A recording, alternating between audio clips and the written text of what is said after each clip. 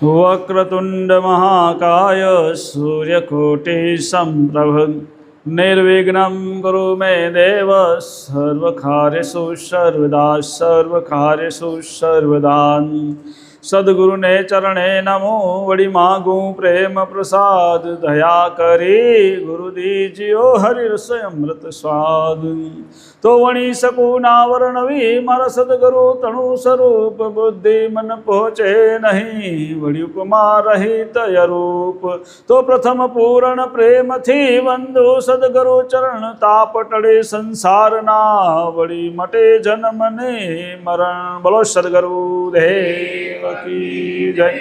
निष्कलंक नारायण भगवान की जय। गुरुवर्याचार्य श्री महावजी दास जी महाराज की जय। गुरुवर्याचार्य श्री शिवगण दास जी महाराज की जय। गुरु महाराजना चरणों में नमस्कार।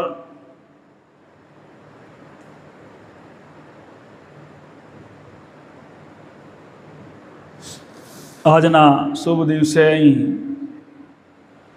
આ સભામાં ઉપસ્થિત સર્વે હરિભક્તો હૃદયમાં વિરાજમાન પરમ કૃપાળુ પરમ ચૈતન્ય પરમાત્માને મારા કોટી કોટી પ્રણામ। આપણે આજ દિવસ સુધી શિક્ષાપત્રી જેને કહેવાય જીવન જીવાની કળા કે જેના 54 કડવા આપે લીધા 100 માંથી ને હવે 55મું કડવું આવ્યું। તો 55 કડવામાં સદગુરુ મહારાજ કહેરા કે મેલી થાપણ ન રાખવી જાણી અને વખત વેળાના ચૂકસો પ્રાણી। તો મેલી થાપણ એટલે કે કોઈની પાસે કાંઈ પૈસા લીધા હોય ઉધારા કે કાંઈ પણ લીધું હોય આપણે તો એ પાછું દઈ દેવું। કદાચ કોઈ આપણે હાચવા દીધી વસ્તુ કે બીજાની વસ્તુ આપણા કને હોય આપેલી હોય કે લીધેલી હોય એને રાખવી નહીં, પાછી પરત હોપી દેવી।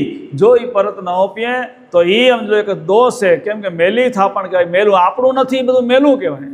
જેમાં આપણો હક નથી, આપણું પરસેવાનું નથી, એમાં આપણે સમજી લો કે આશા રાખીએ, એનામાં આપણે સમજી લો કે પોતાનો હક દાવો કરી તો એ દોષ છે। તો આપણે એ દોષમાં ન પડવું હોય તો આપણે આ મેલી થાપણ કે હકનું હોય રાખવું, બીજું નાનું ના। ને આગળ કીધું કે વખત વેળાના ચૂકસો પાણી। વખત વેળા પેલા આગળ વાત આવી ગઈ હતી 4 વખતની। તો એ વખત દરરોજ આપણા નિયમ પ્રમાણે જે કંઈ સમજી લો કે વખત કરતા જે સંધ્યા સમયે તો એ ચૂકવા નહીં, દરરોજ ડેલી પ્રમાણે કરવા। કોઈ પ્રસંગ આવી જાય એવું આવી જાય તો રજા કરી નાખીએ કે આ વાંધો નહીં કાલે કરશું તો નહીં। એમાં જેમ જમવામાં રજા નથી કરતા આપણે, જેમ સમજી લો કે એવી રીતે આનામાં પણ રજા આવે નહીં। આપણે સમય સાચવી લેવો। ભલે સમય મોડું વહેલું થાય કદાચ કોઈ સંજોગવશતા, પણ હાજે હુતા પહેલાં રોજનો જે નિયમ હોય થઈ જવો જોઈએ। અને એટલે હાલ માલની હલકી કૂચી ભેદની કૂચી મોટી, વેદ વાંચતા ભેદ ન જડ્યો ત્યાં મજૂરી તૂટી। હાલ અને માલની દસું ચૂકવવાની કીધી। હાલ એટલે શરીર, તો શરીરનો સમજો દસું એટલે 10મો ભાગ। માલ એટલે મિલકત આપણે જે કમાણી હોય એનો 10મો ભાગ। તો એ પણ સમજી લો કે ભગવાનને આપણો 10મો ભાગ ન ચૂકવીએ ભગવાનનો હક है। કેમ કે આપણને પરમાત્મા या મનુષ્ય દે દીધો હોય તો આપણે એમ લો એના બદલામાં આપણે જે કંઈ મળ્યું એમાંથી એને ભગવાનનો હિસ્સો 10મો ભાગ થાય એમ ધર્માદો કાઢવો પડે। તો આપણે એમ લો કે ધર્માદો કદાચ મિલકતમાંથી કાઢતા હશું, પણ વખત વેળા એટલે સમય જે આપણો જે છે 2.5 કલાક રોજ શરીરના પણ 2.5 કલાક આપણે ભગવાનને વખત તરીકે કે જેને કહેવાય સંધ્યા સ્વરૂપે કે સમરણ સ્વરૂપે કે સેવા સ્વરૂપે ભગવાનના નામને આપણે એમ લો સમય કાઢવો જોઈએ। જો એ સમય નથી કાઢતા તો એ પણ થાપણ આપણી મેલીએ। કેમ કે ભગવાનનો આપણે હિસ્સાની ચોરી કરી રહ્યા, ભગવાનનો હક આપણે ચૂકવતા નથી। તો ભગવાન કનેથી આપણે ભગવાનના હિસ્સાની ચોરી કરી રહ્યા તો એ પણ દંડન કરતા ભગવાને આવો રૂડો મજાનો દે દીધો। મનુષ્ય જે એમ લો કે મુક્તિનો દરવાજો હોય, 1,84ના ફેરામાંથી છૂટવા માટેનું બારું હે। તો વારે વારે આ મળતું નથી, ભગવાનની કૃપાથી મળ્યું હે। અને આમાંથી છૂટવું હોય તો આ એક સરળ ઉપાય કે જે મેલી થાપણ એટલે કોઈ બીજાનું ન રાખવું અને ભગવાનનો ભાગ એ પણ ભગવાનને અર્પણ કરવો પડે। શરીરનો 10મો ભાગ એટલે 24 કલાકમાંથી 2.5 કલાક જેટલો સમય ભગવાન માટે કાઢવો જોઈએ. સમરણમાં કરો કે પછી સેવા કરો કે જે કરો તે ભગવાનના અર્થે 2.5 કલાક કાઢવા જોઈએ. તો એ આપણે જો નહીં કાઢીએ તો એ પણ એક પ્રકારનું ભગવાનનું આપણે ઋણ રહેશે. તો એ પણ મેલી થાપણ, એટલે મેલી થાપણ કોઈ આધ્યાત્મિક જીવનની કે આધ્યાત્મિક પ્રકારની પણ મેલી થાપણ ન રાખવી, અને ભૌતિક પ્રકારની જે માયાની છે એ બીજાનું આપણે અણહકનું ન રાખવું. સમજી લો કે પાછું પરત કરી દેવું, એ આપણે જો ન પરત કરીએ તો એ મેલી થાપણે, અને ભગવાનનો હિસ્સો ન ચૂકીએ તો એ પણ મેલી થાપણે. તો એ મેલી થાપણ રાખશું તો આપણે સમજી લો કે આગળ ગતિ થશે નહીં. તો આપણે જે કંઈ હિસ્સો ભગવાનનો હોય કે બીજા કોઈનો હોય એ સમજો ઈમાનદારીથી ચૂકવી દેવો જોઈએ. અને રોજ 2.5 કલાક ઓછામાં ઓછા ભગવાન માટે કાઢવા જોઈએ. સવારના, સાંજે, બપોરે એમ થોડો કરીને પણ 2.5 કલાક જેટલો ભગવાન માટે સમય કાઢવો. અને એમાંય જો આપણે સમય મળે, કાંઈ કામમાં ફિરસત હોય અને કાંઈ સમજો ખેતીવાડીનું ધંધામાં રજા હોય તો સમજો કે ક્યાંક જઈ અને પરમાર્થ સેવા થાય કરવી જોઈએ. કેમ કે સેવાનું આપણે આગળ જોયું હતું કે મોટામાં મોટી ફળે કે જેનાથી સમજો કે આપણું મન નિર્મળ થાય અને હૃદય નિર્મળ થાય, પણ સમર્પણ ભાવની સેવા હોય તો. આગળ કહેલા સદગુરુની શિખામણનું આગલું કરવું હે, અમર થઈએ તે જપીએ જાપ અને વણ પૂછે ખાધે છે પાપ. હવે કેટલું સરળ ભાષામાં કીધું, અમર થઈએ તે જપીએ જાપ. હવે અમર થવું હોય કે જેને આવાગમનના ફેરામાં 1,84,ના ફેરામાં નથી ભટકવું તો અમૃતત્વને પામવું પડે. હવે અમૃતત્વને પીવું પડે. અમૃતત્વ ક્યાંથી આવે? તો એના માટે મંત્રમાં એકમાં કીધું હોય કે જ્યારે ઋષિઓને ચહેરે છાંટો નાખીને ચણામત પીવાનો મંત્ર છે, એમાં કીધું હોય અર્થર્વેદી કાયમ પાયા અને અજંપા જાપથી અમર કાયા.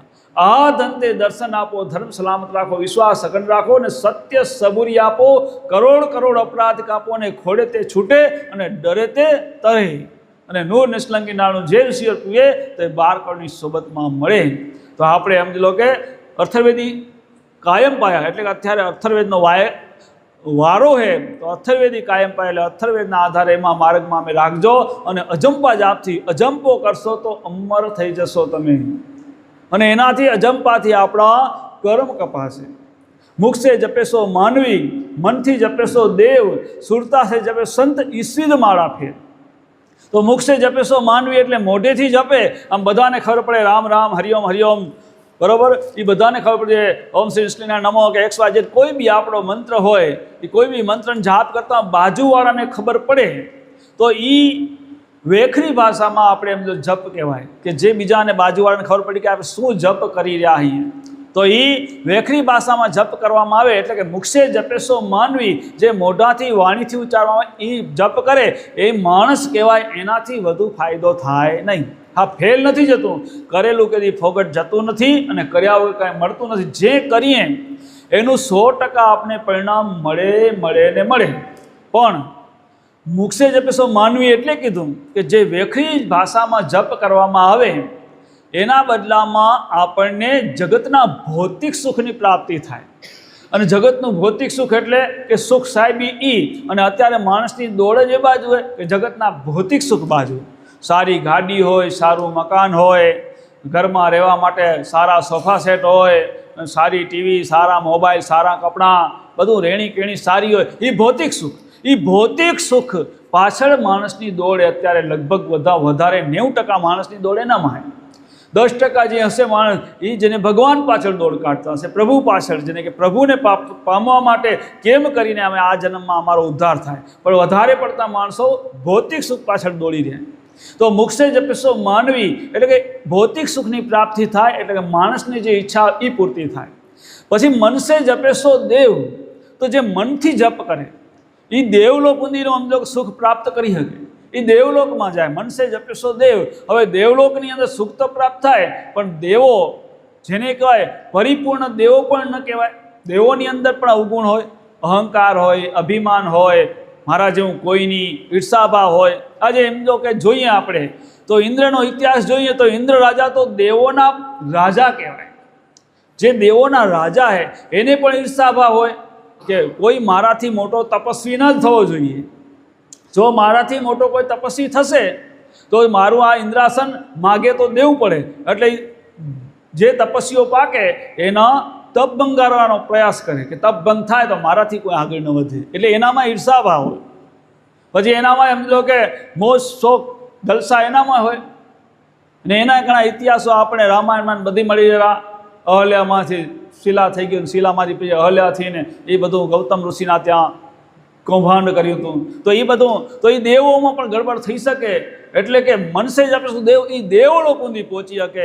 એટલે દેવ લોકો સુધી પહોંચે એને પણ સમજો કે ક્યારેક અધોપતન થવાની બીક રહે, ક્યાંક ભૂલ થાય દેવોથી તો એને પણ શ્રાપ મળે. પણ એનાથી પણ આગળ જવું હોય તો મુખસે જપીશો માનવી, મનથી જપીશો દેવ, અને સુરતા સે જપે સંત ઈશ્વિદ માળા ફેર.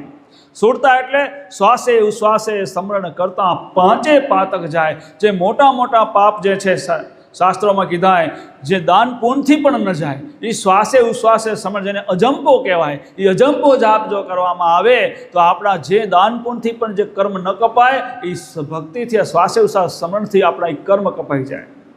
મોટા મોટા 5 પાપ કીધા કયા? તો એક આપત્યા, બાળ હત્યા અને પરિસ્ત્રી ગમન અને બીજા ઉપર આળ ચડાવી અને નિંદા કરવી. આ મોટામાં મોટા 5 પાપ કીધા. એ પાપ થયેલા હોય અને એમાંથી છૂટવું હોય તો અજંપો જાપ કરવાથી છૂટાય. પણ પસ્તાવો થવો જોઈએ કે મારે હવે ઘણા જન્મો ભટક્યો અને ઘણા દોષો થયા, હવે મારાથી કોઈ દોષ ન થાય. પ્રભુ હવે મને તારા શરણે લઈ લે, મને તારી સમીપ લઈ લે, તારી પાસે આવું હોય પ્રભુ, હવે મારાથી દોષ ન થાય. અને એવો સંકલ્પ કરી અને આપણે આ જે શિક્ષાપત્રી પ્રમાણે જો જીવન બનાવીએ અને પછી જો અજંપો જાપ કરવામાં આવે તો એ બધા જ દોષ જતા રહે અને અમૃતોને પામીએ. એટલે કીધું કે અમર થઈએ તે જપીએ જાપ. તો એ અમર થઈએ જપીએ જાપ તો શ્વાસે ઉશ્વાસે અજંપો કરવામાં આવે તો પાર ઉકળી જાય, તો આપણે અમરત્વને પામી શકીએ, તો આવાગમનના ફેરામાંથી છૂટી શકીએ અને અમરાપરમાં વાસ તો થાય આપણો. તો અમરાપર સુધી પહોંચવું હોય તો. અને આગળ વણ પૂછે ખાધે છે પાપ. વણ પૂછે એટલે કે ગમે ત્યાં આપણે જતા અહીં આજુબાજુ ખેતી વાડી હોય, કોઈનું ઝાડ હોય, કોઈ બી વસ્તુ પડી હોય ખાવાની, અને આપણે રીઠું કોઈ નથી, હવે શું કરીએ, ભૂખ લાગી, હાલો ને ખાઈ લઈએ, હાલો ને આ કેરી સારી ટીંગેરી રસ્તામાં દેખાતી હોય, હાલો ને આ પાકલ કેરીએ તોડીને હાલો ને ખાઈ લઈ. તો પૂછ્યા વગર કેનું ખાવું નહીં, પૂછ્યા વગર ખાઓ એ પણ પાપ. આમાં ચોખ્ખું કીધું કે વણ પૂછે ખાધે છે પાપ.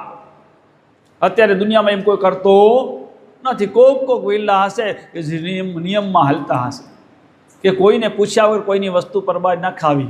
એને પૂછું ભાઈ આ વસ્તુ હું લઉં, એ રજા આપે તો લઈને એનો ઉપયોગ કરવો. આ શિક્ષાપત્રીમાં ચોખ્ખું કીધું. ઝીણી ઝીણી બાબત કીધી કે જે આપણે કોઈ કર્મમાં બંધાઈએ નહીં, કર્મમાંથી મુક્ત થવા માટે આવ્યા. જો આમ ખ્યાલ નહીં રાખીએ તો ક્યાંક ને ક્યાંક કર્મમાં બંધાશું. તો આપણે આ કર્મ ન બંધાઈએ. એટલે કીધું વણ પૂછે ખાધે છે પાપ. તો ગાય બી વસ્તુ લેવી હોય ખાવાની તો પૂછીને લેવું. સમજો કોઈ ગયા કોઈના ખેતરમાં અને પરબારું સમજો દેખાય હખરને તોડીને ખાઈ લઉં. એટલે આ તો એક એક્ઝામ્પલ. કોઈ બી જગ્યાએ પૂછ્યા વગરનું જો પરબારું ખાઈએ તો એ પાપે. એમ આપણે સદગુરુમાં જ કહેરા. અને આગળ કીધું કે પાઘડી જતી ન કરશો લગાર અને ચાંપી આહાર ન લેશો લગાર.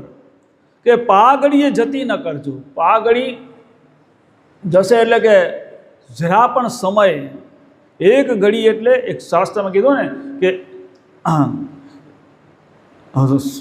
તુલસી સંગત, તુલસી સત્સંગની વાત કરીએ, એક ઘડી આધી ઘડી, આધી મેં પુનિયાદ, તુલસી સંગત સાદગી કટે કોટી અપરાધ. એક ઘડી નહીં, અડધી ઘડી નહીં, પણ પાઘડી છે ને એનો પણ સત્સંગ જો જીવનમાં ઉતરી જાય ને તો આપણો બેડો પાર થઈ જાય. અહીંયાથી કીધું પાઘડી જતી ન કરશો લગાર. શેના વગર? ભગવાનના નામ વગર તમારી પાઘડી પણ જતી ન જાય. જરાય સમય તમારો વેડફાય નહીં. સમયની કદર કરવાની કીધી અહીંયા. અને આપણે 24 કલાકની અંદર 21,600 શ્વાસ હોય, એમાં એક પલ પલ એમ જો શ્વાસે શ્વાસે સ્મરણ કરવાનું કીધું. અને જે શ્વાસ ભગવાનના નામ વગરનો જાય એને શાસ્ત્રમાં મૂળદા કીધું. એ શ્વાસ તમારો વ્યર્થ ગયો, ફેલ ગયો, અને એ ગમે એટલી એમ જો કિંમત ચૂકવે પાછો શ્વાસ મળવાનો નથી. તો એટલે આપણે એ પાઘડી પણ જતી ન કરશો. સમયનો દુરુપયોગ, ક્યાંક રાણમાં સમય બગાડીએ, ક્યાંક મોબાઈલમાં સમય બગાડીએ, ક્યાંક ટીવીમાં સમય બગાડીએ. ઘણી પ્રકારે આપણા સમય બગડતા હોય. એ સમય ન વેડપતા કામ હોય ત્યાં સુધી કામ કરો. આગળ વાત આવી ગઈ હતી કે દિન પડતે કરો ધામસુ ધંધા, પણ સાંજ પડે થાઓ સાહેબ કા બંધા. કામ કરવાના ના નથી કીધી. સમય વેડફાવો ન જોઈએ, બગાડવો ન જોઈએ.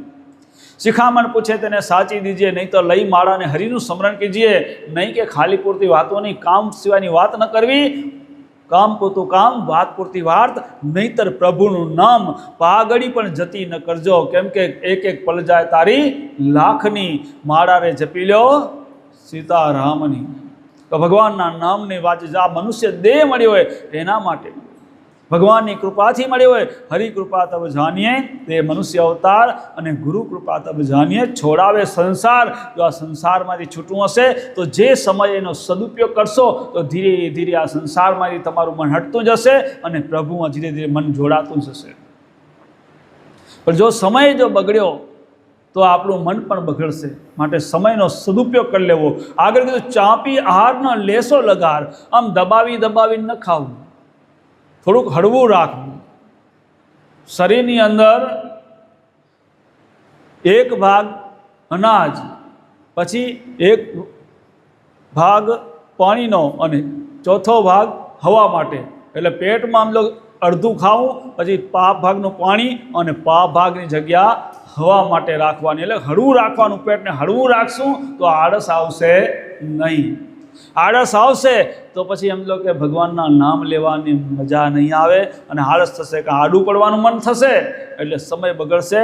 એટલે જેને કહેવાય નીંદનો સમય હોય, ઊંઘનો સમય હોય એટલી જ ઊંઘ લેવી. ન કોઈ ઊંઘનો સમય એવો હોય કે માણસ જેટલો વધારે એટલો વધતો જાય, પણ ઊંઘનું એવું હોય કે કેટલી લેવી. તો એનું પણ વૈજ્ઞાનિકો એક પ્રમાણ બનાવ્યું કે જેને એકદમ હાર્ડવર્ક કામ હોય, એકદમ મજૂરી કામ હોય, એના માટે 8 કલાક. જેના માટે સમજી લો કે ખાલી માનસિક વર્ક હોય એના માટે 7 કલાક. જેને આમ ન્યુટ્રલ હોય, સામાન્ય કામ હોય, ન બહુ લોડ વગરનું કામ હોય, ન માનસિક ન સમજી લો કે શારીરિક લોડ હોય ન હોય, એવા માટે 6 કલાક. તો 6 કલાકની ઊંઘ કીધીએ. પણ સમજી લો કે અત્યારે ઘણા જુવાનિયાઓ છોરાઓ સવારે ઉઠવામાં હાડ કરે ને મોડા ઉઠે. સમય હવાનો જે છે ને પ્રભાતનો, એ ઉત્તમમાં ઉત્તમ પ્રભાતનો સમય છે. કે એ વખતે જે પ્રભાતના સમયમાં જો હરિસ્મરણ બ્રહ્મપોરમાં કરવામાં આવે તો બ્રહ્મપોર એટલે કે સવારનું 3 થી 6 વાગ્યાનો સમય બ્રહ્મપોર કહેવાય. અને એ વખતમાં જો ભગવાનનું ધ્યાન સ્મરણ કરવામાં આવે તો સેજે ધ્યાન લાગે અને આપણે એ વખતે વાતાવરણ પ્રફુલ્લિત હોય. અને એ વૈજ્ઞાનિક કારણ પણ એમાં એ કે જ્યારે સાંજ પડે અને ચંદ્રના કિરણો આવે ને સૂર્યના કિરણો જતા રહે અને ચંદ્રની શીતળતા આવે ને શીતળ વાતાવરણ ઠંડુ થાય, એટલે જે આકાશમાંનો જે ઓઝોન વાયુ છે એ નીચો આવે. અને ઓઝોન વાયુનું કામ શું કે વાતાવરણનું ઝેર ચૂસી લેવાનું. તો એ વાતાવરણનું ઝેર ચૂસી લે અને વાતાવરણ શુદ્ધ બની જાય. અને શુદ્ધ વાતાવરણ બની જાય અને પછી એમ તો જ્યારે સૂર્યનો તાપ આવે, ચાલુ થાય સૂર્યના કિરણો, એટલે વળી ધીરે ધીરે ઓઝોન વાયુ ઉપર ચડી જાય. એટલે હવાનું વાતાવરણ પ્રફુલ્લિત હોય. અને એ વખતે સમજી લો કે ભગવાનનું ધ્યાન સ્મરણ કરવું, એમાં આનંદ આવે, મોજ આવે અને સરસ મજાનું ધ્યાન એ વખતે લાગે. એટલે એ બ્રહ્મપોર કીધો. એ બ્રહ્મપોર સૌથી ભગવાનની ભક્તિ કરવા માટે ઉત્તમ છે. તો ચાંપી આહારના લેશો લગાર. જો ચાંપીને આહાર લેશો તો આળસુ થઈ જવાશે, આળસ થશે. પછી આગળ કીધું હે કે લાલચે પ્રીત ન કરવી ભાઈ, માતા કઈ જાણો મોટી ભોજાઈ. લાલચે પ્રીત ન કરવી ભાઈ, એટલે લાલચ રાખીને પ્રીત, માણસ બીજાથી પ્રીત રાખે. ઓહ, પડદો ત્યાં પ્રીત નહીં, પ્રીત ત્યાં પડદો નહીં, પડદો પ્રીત દોનો રાખે, વો દુશ્મન કી રીત. જે સમજ લો કે બહારથી પ્રેમે બતાવે ને અંદર સમજ લો કે લાલચે રાખતો હોય, દુશ્મનની રીતે, એ દુશ્મન કહેવાય. અને લાલચ સમજ લો કે એ સમજો આપણે ખાડામાં લઈ જાય. એક દાખલો દો. એક માસ્તર હતા. તો માસ્તર હતા, સ્કૂલમાં છોરા બાળકોને ભણાવે. હવે બધા બાળકો હરખા ન હોય, કોઈક તો સાહુકારના બાળકો હોય, કોઈ ગરીબના બાળકો હોય, કોઈ મધ્યમ વર્ગના બાળકો હોય. હવે આ બધાય બાળકો ભણવા આવે. એ માસ્તરની ટેવ એવી કે જે બાળકો ખેતીવાડીમાં કાંઈ પાક્યું હોય, કોઈ ગાજર લઈ આવે, કોઈ મૂળા લઈ આવે, માસ્તરને દે ને એને આગળ બેહાડે. એ હાલ છગન તું આગળ બેજા, આવી જાય, આજ મૂળા લઈ આવ્યો, મારા આગળ બેજા. એમ જેનું જેનું કાંઈક લઈ આવે ને એ વ્યક્તિને આગળ બેહાડે. હવે આગળ બેહાડે એટલે પછી એમ લો કે એક બિચારો ગરીબ દીકરો હતો, એનું બીજું કોઈ નહીં, મા દીકરો બે રહે અને મા બીજાના ઘરે વાસણ માંજે, સાહુકારના ઘરે, અને પોતાનું ગુજરાન પેટનું રડે. આવી રીતે એમ લોકો જીવન એનું ગુજરાન હાલતું હતું. હવે આ બિચારો શું લઈ આવે? આના કારણે કાંઈ લઈ આવવા જેવું હતું નહીં. એટલે એને બિચારો છેલ્લે ઠાઠે બેઠો હોય, કોઈ એની પૂછા ન કરે. જે કાંઈ લઈ આવે ને જે લઈ આવે એને માસ્તર આગળ બેહારે. આ બિચારો જુએ, આને થાય કે મને કેદી આગળ બેવા જડે, માસ્તર મારી કેદી પૂછા કરશે એમ થાય. એક દી એવું થયું કે શેઠને ત્યાં, જ્યાં એના મા નોકરી કરતા હતા, ત્યાં એને ખીર પાક બનાવ્યો, દૂધ પાક. દૂધ પાક બનાવ્યો, ખીર બનાવી, દૂધ પાક બનાવ્યો તો વધ્યો. અને વધ્યો એટલે પછી વાસણ ધોવા ગયા હશે, વધ્યો એટલે કે હા ભાઈ, આ તો હું તારા ખીર લોટો ભરી દીધો કે આ લોટો લઈ જા, તારા દીકરાને દૂધ પાક ખવડાવજે. કે ભલે લ્યો. દૂધ પાક લઈ તો આવ્યા, પણ દૂધ પાક લેવા ગયા, દૂધ પાકનો લોટો રાખ્યો, અને દૂધ પાકનો લોટો રાખ્યો, અને આ બાજુ સમજી લો કે બારે કાંઈ કામ હશે, કામ કરવા ગયા, અને દૂધ પાકનો લોટો પડ્યો તો, અને આ બાજુ દીકરાને કીધું આ પડ્યો લોટો, અને હમણાં જ આવીને પછી દૂધ પાક ખાશું. દીકરો રાજી થયો કે આ દૂધ પાક જળશે, કે રોજ તો સમજો રૂખા રોટલા અને છાનથી પતાવવું પડતું, આજે દૂધ પાક જળશે. પણ આ બાજુ બારે કામ કરવા ગયા ત્યાં સુધી કૂતરું આવ્યું, ઘરમાં ઘરી આવ્યું, અને કૂતરે નાખ્યો લોટામાં દીઠો તો મોઢું અને એઠો કરી નાખ્યો. પછી એ માં આવ્યા, જોયું કૂતરાને તો તગડ્યું, પણ હવે દૂધ પાક તો એઠો થઈ ગયો, તો હવે ખવાય નહીં. એની માં ઢોળવા જાય ના કે આ ઢોળી નાખું બહાર. મમ્મી કાં ઢોળો માં? કે આ કૂતરું એઠું કરી ગયું. ના ના રહેવા દો, કે ન ખવાય. ભલે ન ખવાય દો તો ખરા મને. કે શું કરીશ? કે આ મારા માસ્તર હાલું લઈ જઈશ. કે માસ્તરને ક્યાં ખબર હે કે આ એઠાઈ કૂતરું એઠી ગયું હે? માસ્તર એને જે કંઈ સમજો માસ્તર હારું વસ્તુ લઈ આવે ને માસ્તરને કાંઈ બી દે ને, એને માસ્તર આગળ બેહારે. કે તો મને આગળ બેહારશે કે આ દૂધ પાક માસ્તર હારું લઈ જઈશ. કે ભલે તારી મરજી. સવારે બીજે દી ગયો આ ભણવા, એનું નામ બુદ્ધિયો ગયો ભણવા. તો બુદ્ધિશાળી હતો, પણ હતો ગરીબ બિચારો. બુદ્ધિશાળી હતો, લઈ ગયો લોટો. માસ્તર સાહેબ, આ તમારા દૂધ પાક લઈ આવ્યો. કે કેમ? કે કેદીએ તું ના લઈ આવ્યો ને આજે મારા કે આજે તમારા લઈ આવ્યો. કે સગવડ હતી તો તમારો લઈ આવ્યો, કે વધ્યું હોય એટલે લઈ આવ્યો. ભલે ભલે ભલે, છબાસ છબાસ. કે તું તો હોશિયાર દીકરો, આગળ બે.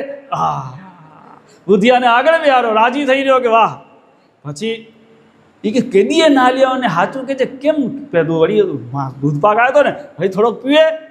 વળી પૂછે, હા એ તો કે તો ખરો કે કેમ લઈ આવ્યો? કે આથી પહેલાં કેદી લઈ નથી આવ્યો. કે આ થયું શું માસ્તર સાહેબ? અમે તો ગરીબ માણ, અમારા કને સગવડના, અમે તો ટાઢા ને રૂખા પાખા રોટલા ખવાવાના. તમારાનું શું લઈ આવું? બધા એમ જો કહ્યું કે એના ખેતરમાં પાક્યો કોઈ ગાજર, મૂળા, શાકભાજી બધું લઈ આવે, પણ મારા કને તો કાંઈ લઈ આવવા જેવું હતું નહીં.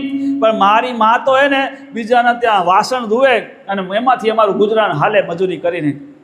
ત્યાં આ શેઠને ત્યાં ગયા હશે ને દૂધ પાક બનાવ્યો, વધ્યો હશે. મારી મા લઈ તો આવ્યા, પણ શું થાય કે ભાગ્ય અમારા એવા કે આવીને કૂતરું કે ઓ એઠી ગયું. કે એઠી ગયું પછી મારી માં ઢોળતા હતા. તો કેવું શું?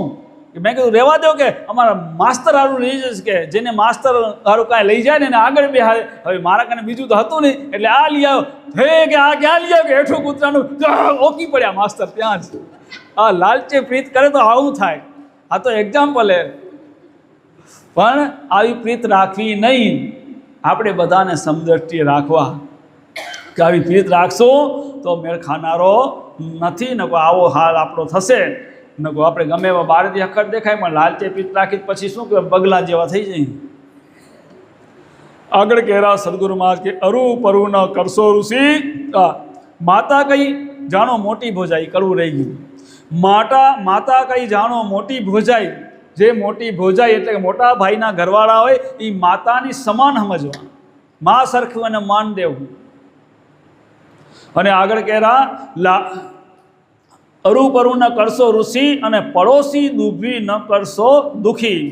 તો અરુ પરુ કે આગું પાછું કંઈ કરતા નહીં. એમ લો કે કેનું છનું મનું લઈ લેવું ને કેનું છેતરી લેવું ને છનું મનું કરીએ, બીજાને ભલે ખબર ન પડે પણ ભગવાનને બધી ખબર છે, એનાથી કાંઈ છૂપું નથી. અને પડોશી દુભી ન કરશો દુખી, એટલે પડોશીને કદી દુભવતાની કારણ કે માનવતાવાદી બનવું. અને પડોશીને દુભવો, અને પહેલું સગું કોણ? પહેલું સગું પડોશી, ગમે એટલા ભાઈ હોય, ગમે એટલો પરિવાર હોય, એ સમજો કે ક્યાંક પરા રહેતો હોય, વિદેશમાં રહેતો હોય, બીજા ગામમાં રહેતો હોય કે ગામમાં છેટો રહેતો હોય, પણ પડોશી છે ને કાંઈ તકલીફ પડે તો પહેલું સગું પડોશી, એ પડોશી પહેલું કામ આવશે. માટે પડોશી દુભીને ન કરશો દુઃખી, તો પડોશીથી સારા સંબંધ રાખવા. અને બધામાં પ્રભુ જ બેઠો હોય.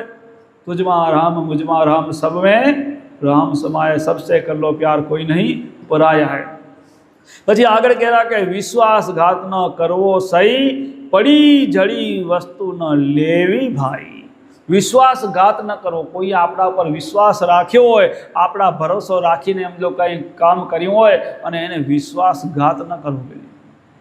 ભલે ભાઈ આ કરી નાખજે, હું થયો અને પછી એમ જો અટકે, ભાઈ હવે તો આપણો મેળ નહીં પડે, તો એનું અટકી પડે કામ. દરેક રીતે સમજો કે તો વાયદો કર્યો હોય તો વાયદો નિભાવો, નહીંતર વાયદો કરવો નહીં. એટલે કીધું વિશ્વાસઘાત ન કરશો સહી, અને પડી જડી વસ્તુ ન લેવી ભાઈ. પડી જડી એટલે કે ક્યાંય વસ્તુ પડી હોય અને એ જોઈએ અને એમાં આમ લો કે લાલચ થાય કે આ લઈ લઉં, ગમે એટલી કાં હખર વસ્તુ ના, હોનાની દાગીનો કાં ન પડ્યો હોય પણ પડ્યો જડ્યો લેવો નહીં. એ આમ ઘણાને એમ થાય કે આ ખબર હોય એમ જો કે અહીંયાથી હમણાં આ સાલ તો કાંઈ નથી થયું ને, ઘણી વખત સારા સારા કાર્યક્રમો, ધાર્મિક કાર્યક્રમમાં કાંઈ આગા પાછા થઈ જતા હોય, કે ના મોબાઈલ આગા પાછા થઈ જાય ને કે હું આગું પાછું થઈ જાય. એ કારણ કે મન મેલું. અને આમ કે અમે ધાર્મિક કાર્યક્રમમાં ગયા હતા, ઉમા ગયા હતા, તો તમે ધર્મી છે ને આમ ધર્મના બોર્ડ લઈને બેઠા. તો પડી જડી વસ્તુ ના લેવી. પડી જડી વસ્તુઓ એ પણ લેવીની ખબર હોય તો આ કોઈની હે તો ત્યાં પહોંચાડી દેવી પડે. આપણે એમાં હકદાવો ન કરવું, એનો જે માલિક હોય ત્યાં પહોંચાડી દે. હું પહેલો અહીંયા આશ્રમમાં આવ્યો, લગભગ 6-7 મહિના થયા હશે, અને હું બજારમાં કેરોસીન લેવા ગયો હતો. ઘાસલેટ પહેલાં જડતું બે વખતમાં, પહેલો જદી આવ્યો તેથી ભાઈ આવ્યો તો એ હનુમાનજી ને મંદિર, હનુમાનજી જ્યાં રોડ આપણો આશ્રમનો ચાલુ થાય એ હનુમાનજી કને જે આપા એવું જબોડીના દાડો એ રસ્તામાં ત્યાં કને મોબાઈલ જડ્યો. હવે મોબાઈલ જડ્યો, ભાઈ કીધું હા તો હવે અહીંયા પડ્યો હોય તો કાં કે એની ગાડી નીચે આવી જશે, પણ નહીંતર પછી સમજી લો કે કોક ખણી જશે તો એને પહોંચશે નહીં. એટલે લઈ અને કેશુભાઈને બાજુમાં હે ને ઘર, કેશુભાઈ કીધું આમાં ફોનની તપાસ કરો કેનો હે, તો કેનો હે તો કે એને મેં કીધું પહોંચાડી દેજો, જેનો હોય તપાસ કરીને. તમે પછી રાખી ના લેતા. પછી ફોન હતો વડાઈયાનો જ હતો, કેશુભાઈના દીકરાનો. પછી ત્યાં પહોંચી ગયો. એટલે જે બી વસ્તુ જડે બીજાને પહોંચાડી દે, પણ બીજાની વસ્તુ આપણે લેવી નહીં. એટલે પડી જડી વસ્તુ લેવી નહીં. કેમ કે એકવાર વસ્તુ લો એટલે લાલચ વધતી જાય, ધીરે ધીરે લાલચ વધતી જાય અને મન બગડતું જાય, અને ટેવ બગડે ને ધીરે ધીરે આપણે કર્મમાં બંધાતા જઈએ. એટલે એકવાર પણ એમ લાલચ રાખવી નહીં. જો લાલચ રાખી તો કર્મમાં બંધાશું. આગળ કહેતા કોઈને આડ ન ચડાવી જાણી, અને ઉછીનું ન રાખવું પ્રાણી. કોઈને આડ ન ચડાવી. આડ એટલે કે બીજા પર ખોટો આરોપ, ખબર ના હોય ઓલે આવા હે ને ઓવા હે ને પરબાર આપે આડ ચડાવીએ છે, તો એ તો છે જ એવા ને એને ખબર નથી, એને ઘરે બેઠા હોય ને આપણે એના નામની પરબારી સમજી લો કે મડ્યા પડ્યા અહીં કંઈક જાતની વાતું વેતરી નાખીએ તો એ આડ કહેવાય. તો આડ ન ચડાવી જાણી, કેમ કે એ એક પ્રકારની નિંદા છે અને એ આપણે એમ લો કે એક પ્રકારનો દોષ લાગે, એના કર્મ એ ભોગવશે. તો કોઈને આડ ન ચડાવી જાણી, અને ઉછીનું ન રાખવું પ્રાણી. કોઈના કને ઉછીનું લીધું હોય ઉધારું તો એ રાખવું નહીં. પછી સમજી લો કે પાછું વ્યાજ શીખે દઈ દેવું. ઘણી વખત સમજી લો કે રાખી લીધું ને હવે વાંધો નથી, પછી ઘણા હાથ ઊંચા કરી લે, હવે અમે પહોંચી નહીં વળીએ, તમારા કને હતું તો દીધું ને, આવા હાથ ઊંચા કરી લે. ગણે અત્યારે કળજુગમાં પ્રમાણ વધતું જાય રહ્યું. અત્યારે માણસનો ભરોસો થાય એમ નથી, એવું થતું જાય દિવસો દિવસે. તો ઉછીનું ન રાખવું પ્રાણી. અને જો ઉછીનું લીધું હશે ને તો બીજા જન્મમાં વ્યાજ શીખે પાછું દેવું પડશે. કેમ કે જેવું કરશો એ તો ભરવું જ પડશે, એમાં કોઈ બાંધછોડ નહીં થાય. એક જગ્યાએ એવું થયું, પહેલાં ગુરુ મહારાજ એક વખત દાખલો દીધો હતો કે 2 ભાઈ હતા, અને 2 ભાઈ હતા પણ એક ભાઈ સ્વભાવનો લાલચું હતું. તેમ કે ભાઈનું થોડું જાજુ ખેતરમાં હોય ને તો શેઢો દબાવે ને એવું બધું કરે. પણ નાનકડો ભાઈ કહે છે કે આપણો મોટો જ આપણો જ ભાઈ એને કાંઈ વાંધો નહીં, કાંઈ વાંધો નહીં. ભાઈ છે ને એમ કરીને એ બોલે નહીં. ભાઈ છે ને મોટા ભાઈના ખર્ચા હેલા હોય ને એને સમજો મારથી વહેલા કમાવા માંડ્યા ને એવું મોટું મન રાખે નાનકડું, અને મોટો દબાયા રાખે. જેમ મેળા છેતરું પોતનું દબાણ કરે, દબાયું. પછી સમજો કે મોટા ભાઈનું થયું અવસાન થયું, અને થોડાક દી પછી અને એના ઘરવાળા પાછા ભક્તિવાળા હતા, સતી જેવા હતા એના ભાભીઓના. અને ભાઈ જતા રહ્યા તે પછી એ થયો બીજો જન્મ આવ્યો વાછડાનો. વાછડો થયા ને મોટો થયો એટલે બળદિયો બનાવ્યો, અને બળદિયો બનાવ્યો તો પછી ખેતરમાં ખેડે જ ને બળદિયાનું. બળદિયાને ખેડો, ખેતરમાં બળદિયો હાલે નહીં, જેમ હાકલે ને સોટી વાણે પણ પગ ભરાવીને ઊભો આવી જાય, હાલે જ નહીં. એમ કરતાં કરતાં ખાય નહીં, પીવે નહીં, એમ કરીને માદો પડી ગયો ને પછી સોટી વાણે પણ હાલે જ નહીં. પછી એના ભાભી ભક્તિવાળા હતા, જે અંતર જ્ઞાન એને હતું, તો એ જાણી ગયા આ છે તો અમારા ઘરવાળા કે ભાઈનું બધું દબાવીને કરતા હતા ને, હવે લેણું ચૂકવવા આવ્યા હે. જઈ હતા સતી જેવા, એટલે જઈને કીધું કાનમાં બળદિયાને કે ભાઈનું દબાયું હતું ને હવે ચૂકવો, નકો પછી સમજો કે આમાંથી છૂટશો નહીં ત્યાં સુધી જ્યાં સુધી નહીં ચૂકવી લ્યો. હવે હરખા ઢેળાવ ખેતરમાં, તઈ પૂરું થશે તઈ તમારો છુટકારો થશે. તઈ ફટાક કરતા સીધા થઈ ગયા. બળદિયો થયો ઊભો અને મંડી ગયો ખેતરમાં હાલવા સીધો. એટલે સમજી લો કે આપણે પણ જે કંઈ લીધેલું છે ઉછીનું પાછું દેવું પડશે. આપણા હકનું એટલું લેવું, બાકી લેવું નહીં, નહીંતર ઉછીનું ન રાખવું પ્રાણી. એ સમજો કે વ્યાજ શીખે પાછું ચૂકવવું પડશે. અત્યારે આવતું દેખાય પણ જતું દેખાતું નથી. જ્યારે સમજી લો કે આવતું હોય ને તો રાજી થઈ, પણ જઈ જાય ને તઈ એમ થાય કે આ કેમ જાયરું, અને આપણે ક્યાંકથી લઈ આવ્યા તો એ તો સમજો કે ચૂકવે છૂટકું હોય ને. અને જો આપણે સમજો કે નહીં લીધું અને કોઈક લઈ જશે તો એ બીજી જન્મમાં દેશે પાછું દેશે. અને જો લઈ લીધું હશે ને તો હિસાબ થશે પૂરો. માટે આપણે કોઈનું રાખવું નહીં, ઉછીનું ન રાખવું પ્રાણી. આગળ સદગુરુ મહારાજ કહેરા, પારકું ધન લઈ ભાગવું નહીં, પુત્ર થઈને આપવું જ સહી. પારકું ધન લઈને ઘણા ભાગી જાય, ખબર પેઢી ઉઠી ગઈ, વેપારી ગાયબ. ઘણી જગ્યાએ એવું થતું હોય, એ લાખોના કૌભાંડ થઈ જાય. ત્યાં પેઢી ઉઠી ગઈ, વેપારી ભાગી જાય, શું કરો? કાંઈ થાય નહીં. પણ પુત્ર થઈને આપવું છે, બીજા જન્મમાં પુત્ર થઈને આવવું પડે, અને પછી એમ લો કે ભરપાઈ કરવી પડે ગમે એમ કરીને. અને આ ભાવમાં નહીં તો બીજા ભાવમાં પણ ચૂકવું પડે, ને વ્યાજ શીખે ચૂકવું પડે. એટલે પારકું ધન લઈને ભાગવું નહીં, એ આપણે આપી દેવું. આગળ જ કે ઉછીનું રાખવું પાણી, એટલે બીજાનું કેનું અણહકનું રાખવું નહીં. તો આપણે અણહકનું રાખશું તો પાછું દેવું પડશે. માટે નીતિમાં હાલવું, ધર્મમાં હાલવું. નીતિએ હાલશું તો કેદી આપણે બંધન નહીં થાય. કેમ કે આ છૂટવા માટે આવ્યા અને પાછા બંધાઈને જશું તો વળી ચૂકવવા આવવું પડશે. માટે કોઈનું ઉધારું રાખવું નહીં. કોઈને ગાળ ન દેવી જાણી, અને મૂર્ખપણામાં ન રહેવું પ્રાણી. કોઈને ગાળ ન દેવી, કોઈને અપશબ્દ ન કહેવો. જો ગાળ દેશું તો સમજો કે રિટર્ન તો જે કરશું વ્યાજ શીખે પાછું આવશે. હમણાં તમને કે નબળું કીધું તો બીજા જન્મમાં તમને કહેશે. એટલે પાછું એટલે કોઈને ગાળ ન દેવી જાણી, અને મૂર્ખપણામાં ન રહેવું પાણી. કે મૂર્ખપણામાં ન રહેવું કે હું હોશિયાર હું, ભલભલાને એમ લો કે જેમ કહીશ એમ હાલ્યું જશે, જેમ કરીશ એમ હાલ્યું જશે. એ હાલ્યું જશે નહીં. મૂર્ખપણામાં ન રહેવું, એ પાછું બીજી વાર ચૂકવવું પડશે, ભોગવવું પડશે. તો મૂર્ખપણામાં રહેતા નહીં, એ કરેલી કરણી એમ જો ભોગવે જ છૂટકો હે. અને આગળ કીધું જ્ઞાન દ્રષ્ટિએ સૌને સરખું જોવું.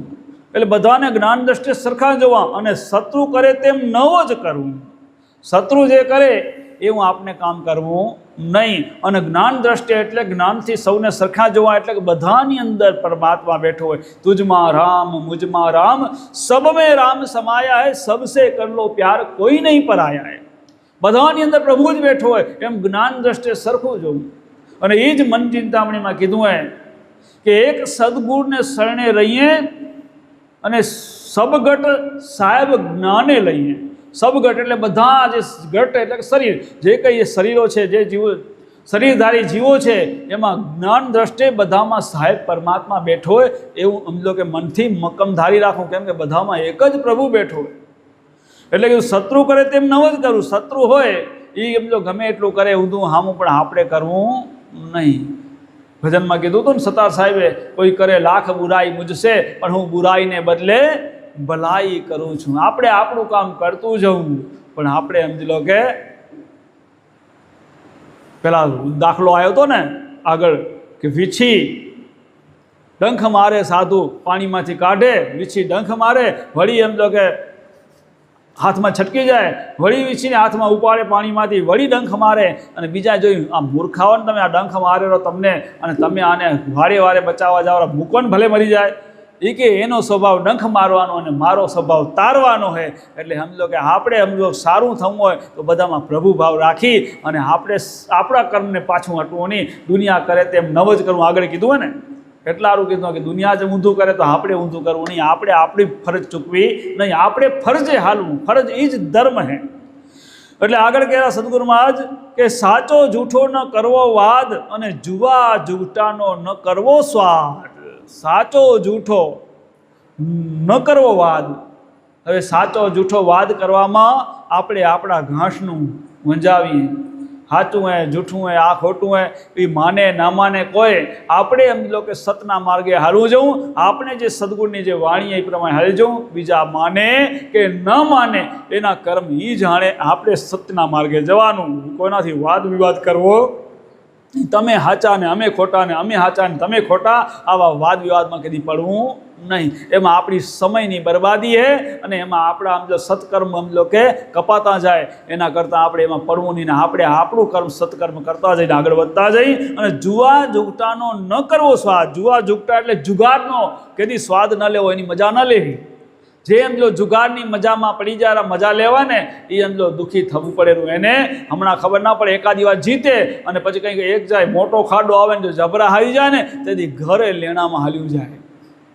બીજે ક્યાં જઈએ આપણે ભગત જેવા ભગત યુધિષ્ઠિર, મહાભારતમાં પાંડવો તો ભક્ત થઈ ગયા, પણ ભગત થઈ ગયા, પણ જ્યારે એ પણ જુગાર રમવા બેઠા કૌરવોથી ત્યારે બધું જ સમજી લો કે હારી ગયા અને વનમાં જવું પડ્યું, પસ્તાવું પડ્યું. એટલે કે જુગારનો તો કદીએ સમજી લો કે સ્વાદ લેવાનો નહીં. એ પણ સમજી લો કે દોષ જ છે. અને એમ લો યુધિષ્ઠિરે ભૂલ કરી તો એને પસ્તાવું પડ્યું હતું ને. તો આપણે સમજી લો ભૂલ કરીએ તો સમજી લો કે લેણામાં હાલા જઈએ, ઘરવાળા કદાચ બોલે નહીં પણ કોઈ રાજી તો ન હોય, મનમાં તો વાયુ કરે, કરે કે ન કરે? હા રે પોતે તો ઊંધા કામ કરે પણ અમને હેરાન કરે. હવે ઘર સમજી લો કે લેણામાં હાલ્યું ગયું બધું હાલ્યું જાય. હવે ઘરવાળા આમ સાહેબીથી રહેતા હોય ને પછી મજૂરી કરવા જવું પડે તો કે ના કરે?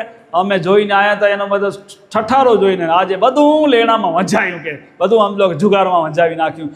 ઘરવાળાએ ગાળું દે મનમાં, મોંમાં તે કંઈ ના કે તો દે કે ના દે? હા તો એ દે બધાને. એટલે આપણે એમ લો કે એ પણ સ્વાદ ન લેવો, નકો દુઃખી થશું. અને દુઃખી થશું ને એમ લો કે લેણામાં હાલ્યું જશે તો પસ્તાવો થશે ને ભગવાનના નામમાં પણ મન નહીં લાગે. જે કરવા આવ્યા એ નહીં થાય. નાચ છંદ ભવૈયા જોવા નહીં એ છલભેદે સદગોર ખોવા સહી. આ 66માં કડવામાં સદગુરુ મહારાજ કહેવાય કે નાચ છંદ ભવૈયા જોવા નહીં એ છલભેદે સદગોર ખોવા સહી. તો એ સમજી લો કે નાચ છંદમાં પડ્યા એમાં જોવાનો રસ લીધો તો તમે સદગોરથી છેટા થશો, ભગવાનથી છેટા થશો. અત્યારે આ થઈ રહ્યું હોય, આપણે એમ કે ભક્તિ કરી રહ્યા અને ભગવાનનું નામ લઈ રહ્યા, અરે એટલાથી કાંઈ ન થાય. એ તો રાવણે ભગવાનનું નામ લેતો હતો પણ ભગતના લિસ્ટમાં ના આવ્યો, અસુરના લિસ્ટમાં હાલો ગયો. એટલે જેવું સમજી લો કે તમે જોશો ને એવું ચિંતન થશે, અને જેવું ચિંતન થશે એવું તમારા વિચારો બનશે, જેવા વિચારો બનશે તેવું પછી તમારું આચરણ થશે, અને જેવું આચરણ થશે એવી તમારી ગતિ થશે. તો ભગવાનથી છેટા જશું. અને આપણી અંદર ક્યાંથી કચરો જાય? 3 જગ્યાથી, આંખમાંથી, કાનમાંથી, મોઢામાંથી. આ 3 જગ્યામાં વિવેકરૂપી ફિલ્ટર રાખવાના. વિવેક કે શાસ્ત્રથી વિરુદ્ધ મારાથી આ 3 જગ્યાથી કચરો ન જોયો, આનાથી બુરું જોવું નહીં, આનાથી બુરું શબ્દોને ગ્રહણ ન કરવા. ફિલ્ટર રાખવાનું શાસ્ત્રરૂપી, જ્ઞાનરૂપી, કે જે સારું સારું જીવનમાં ઉતરે, નબળું નબળું બાયપાસ કરી નાખવાનું. પણ આપણે સારું સારું બાયપાસ થઈ જાય. ઘણી વખત સત્સંગમાં ગયા હોય ને ઉઠીએ તઈ મહારાજ તમારું તમને મુબારક ખખેરીને ઉઠીએ, ઊભા થઈએ, પાછું ત્યાં મૂકીને જઈ. તો એટલે કીધું નાચ છંદ ભવૈયા જોવા નહીં છલભેદે સદગોર ખવાશે. ભગવાનથી છેટા થશું. નાચ એટલે ડાન્સ, છંદ એટલે ગાયના, ભવૈયા એટલે એક્ટર, આપણે ઘણાને એમ થાય કે હવે તો ભવાઈયા ગામમાં આવતાય નથી. ભવાઈયાની સિસ્ટમ બદલી ગઈ. ભવાઈયાનો મતલબ થાય ભવાઈ કરે ને ભવાઈઓ કહેવાય. ભવાઈયા એટલે કે ગુજરાતી ભાષામાં દેશી શબ્દ ભવાઈયા છે. તો એ દેશી શબ્દ ભવાઈયા છે. તો આપણે ભવાઈ એટલે એક્ટિંગ, અને ભવાઈ કરે એને ભવાઈયા કહેવાય. એક્ટિંગ કરે એને એક્ટર કહેવાય. એક્ટર તો લગભગ બધા એમાં જ મડ્યા પડે, મોબાઈલો કે ટીવી એમાં એક્ટર જ આવે, બીજું શું આવે? કોઈક મોંઘો એક્ટર, કોઈક સસ્તો એક્ટર, કોઈ હોય તો એક્ટર જ. હવે જેવું જુએ એવું ચિંતન થાય, જેવું ચિંતન થાય અને એવું મન બને, જેવું મન બને એવા વિચાર આવે, જેવા વિચાર આવે એવું પછી આચરણ થાય, જેવું આચરણ થાય એવી પછી ગતિ થાય. એક ભાગવતનો દાખલો છે અજામિલનો. અજામિલ પોતે બ્રાહ્મણ હતો, બ્રાહ્મણનો દીકરો, અને નાનપણથી ભક્તિભાવનો ભાવ, ભગવાનની સેવા, પૂજા, સંધ્યા, પાઠ બધું કરે, ગીતાના પાઠ કરે, આ બધું કરે. હવે એ વખતે એમ જો નાની ઉંમરમાં, તે વખતે આટલી બધી સુવિધા નથી, આટલી બધી સગવડ નથી. પેલા લાકડા કાપવા જંગલમાં જવા પડતા, રેણી કેણીમાં ફરક હતો, પાણી ભરવા જતા. એ સમયની વાત. આ તો અમ કે ભાગવતમાં ભગવાન કૃષ્ણના વખત આગળના એ સમયની વાત ભાગવતમાં. તો આગળના સમયની વાત. આ બ્રાહ્મણ હોવા છતાં જ્યારે એક વખત જંગલની અંદર ગયો લાકડા કરવા, લાકડા કરીને આવતો હતો અને રસ્તામાં એને વેશ્યા જોઈ અને બીજા પુરુષથી ખરાબ કૃત્ય કરતા એની નજર પડી અને ખરાબ દ્રશ્ય જોયું. અને એ દ્રશ્ય જોયા પછી ઘરે આવ્યો અને સંધ્યા સમય થયો અને ભગવાનની સંધ્યા કરવા બેઠો, માળા કરવા બેઠો, ધ્યાન કરવા બેઠો અને ભગવાનમાં મન ન લાગે, માળામાં મન લાગે. પેલું જે ખરાબ કૃત્ય જોયું હતું વેશ્યાનું, એમાં એનું મન જાય. મનમાં ઈ દેખાય, ચિત્ર ઈ દેખાય, આ દેખાય નહીં. એમ કરતાં કરતાં એનું મન બગડ્યું અને ધીરે ધીરે પોતે વેશ્યાગમન કરતો થયો. અને એમ કરતાં કરતાં ઘરમાં વેશ્યા રાખી, વેશ્યાથી લગ્ન કર્યા અને એમ કરતાં કરતાં દિવસો વીતવા માંડ્યા. દિવસો વીતતા વીતતા એક સમય એવું થયું કે પૂર્વજન્મના કોઈ સારું, કોઈ એનું સત્કર્મ હશે, એના પ્રભાતે ગામની અંદર એક સાધુની મંડળી આવી. એ સાધુની મંડળી આવી એટલે ગામ જાપે ચોરાયા માથે ઓટે બેઠા હોય, વળના ઓટે માણસો. ત્યાં આમ લો કે સાધુએ પૂછ્યું, ભાઈ તમારા ગામમાં કોઈ ભગત ખરો કે અમારી આ સાધુ મંડળીને ભોજન પ્રસાદ કરાવે એવું ખરું? આ બધા હતા જરાક મસ્કરા. એને વિચાર કર્યો આ લંગોટિયા સાધુ બધા આવ્યા, આજે કરીએ ની મસ્તી કે મજાક કરીએ, કે આજે મૂકીએ કે અજામિલના ઘરે, પછી પાંસરા થાય. અજામિલને સાધુને બને જ નહીં. એ તો શેરીમાં સાધુ જુએ ને તોય મેળ ના કરે રવાનો, ખણે ધોકો, સાધુમાં ધોકો ખડીને થાય એવો. હવે આ કરવું શું? અને આને એમ કીધું કે આ શેરીમાં હાલ્યા જાઓ, સીધે સીધા છેલ્લું જ ઘરે ને એ અજામિલનું ઘરે, એ બહુ ભગત કે એ તમારી બહુ સેવા કરશે, જાઓ એના ઘરે. કે આ સાધુને કીધું કે એમ હશે. આ બધા કહેરા તો હાલી એના ઘરે ગયા. ઉમાકાને જોઈને પૂછા કરી, ઝાંપે ઊભા રહી કીધું છે કોઈ ઘરમાં? દરવાજો ગીત ખટકાયો. પેલી એના ઘરમાં જે વેશ્યા હતી બાઈ, એ બારે આવી. કે આ અજામિલનું ઘર? કે હા. કે અજામિલનું જ ઘર? કે હા. કામ હતું એનું?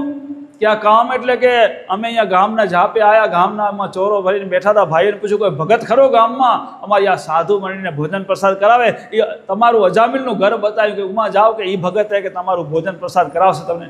એ ભાઈને પૂર્વજન્મના કોઈ સંસ્કાર હશે, સારો વિચાર આવ્યો એને. આવ્યું આખી જિંદગીમાં મેં કોઈ સારું કામ કર્યું નથી. કે અને આજે મારા આંગણે હામે ચાલીને સમજી લો કે આ સાધુ આવ્યા. અને હવે આ સમજી લો કે જો મારાથી સમજી લો કે જે કંઈ પુણ્ય થાય જે કરી લઉં તો મને ક્યાંક આડું આવે. તો એ ભલે કે કાંઈ વાંધો નહીં, પધારો. કે બેવો આંગણામાં બેહાર્યા. શું લેશો? કાચું સીધું દઉં હાલશે? કાચું સીધું દીધું. લોટ ને ગોળ ને ઘી ને પાણી જે ખપે દીધું. સાધુએ પોતાના હાથે ભોજન પ્રસાદ બનાવી ઠાકોરજી ભગવાનને ધરાયો, ભગવાનને જમાડ્યા અને બધાએ જમીને તૃપ્ત થયા.